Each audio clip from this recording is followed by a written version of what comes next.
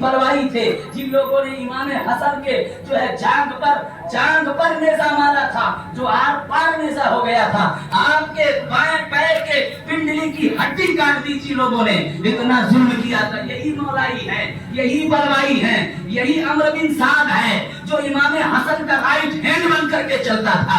यही शिमर जिल जौशन है जो हजरत सैयदना सरकार इमाम हसन का रिश्ते में मामू भी लगता था, मामू भी लगता था।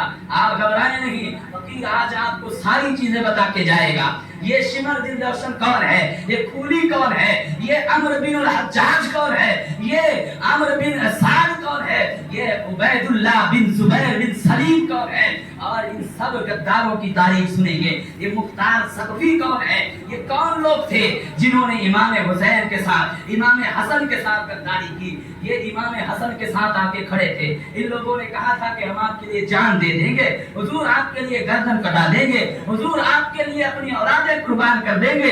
लेकिन जब इमाम हसन के साथ गद्दारी की इन्होंने तो सब भाग गए और सब इनको तने तनहा छोड़ दिए। शहजादा रसूल जख्मी होकर मदीना पहुंचता है और जख्मी हालत में जब मदीना पहुंचते हैं, अल्लाह अकबर, और उसी दरमियान जहर भी दिया गया था, जिस जहर की वजह से आपको बार बार उल्टी हो रही थी, कै हो रही थी, और उस कै की वजह से आपसे बोलना नहीं आ पा रहा था।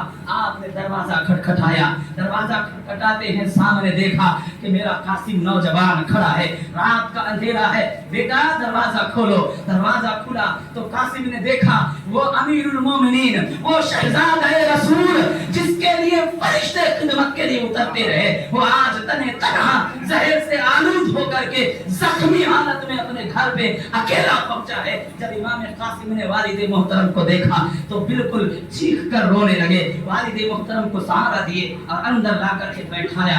आपने कहा फौरन अपने फूफी ज़ैनब को बुला कर खिलाओ, फौरन अपने फूफी ज़ैनब को बुला कर खिलाओ। और उल्टी पर उल्टी हो रही थी, और उल्टी में अल्लाह अकबर, रात का ऐसा अंधेरा, हजरत कासिम जाते हैं सैयदा ज़ैनब के घर, जा करके आपने कुंडली हिलाई।